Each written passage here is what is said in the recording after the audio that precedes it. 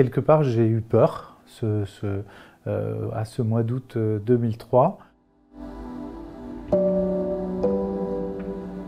Je m'intéressais un petit peu à des événements qui sont impactants pour la santé, notamment la pollution atmosphérique, et particulièrement pendant les épisodes chauds en été, avec ces épisodes d'ozone qui étaient très forts à l'époque. Et puis, en 2003, il y a eu cette grande vague de chaleur qui a été meurtrière, comme on le sait.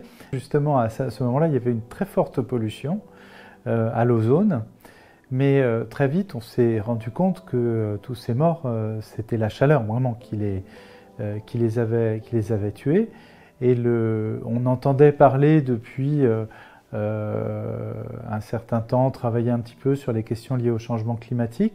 Mais là, ça semblait vraiment être la première manifestation d'un signal fort venant du changement climatique. Cet épisode de 2003 m'a montré en fait qu'il y avait des sujets urgents à traiter au niveau du changement climatique, qui avaient des impacts très importants. Quelque part, j'ai eu peur à ce mois d'août 2003, et je me suis dit que je devais réorienter mes recherches sur ces phénomènes et essayer de bien comprendre ce qui s'est passé et de bien comprendre si les modèles étaient capables, par exemple, de reproduire ce type de phénomène. Donc ça a été tout un pan en 2003 de science en fait aussi qui s'est déclenché.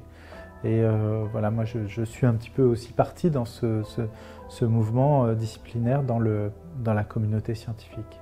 Se lancer dans des nouvelles méthodes, dans des nouvelles questions scientifiques, c'est toujours passionnant. Ça peut parfois être aussi un petit peu angoissant, au sens où voilà, maintenant on comprend beaucoup mieux comment le changement climatique qui restait abstrait à l'époque se manifeste en réalité dans toutes les régions du monde.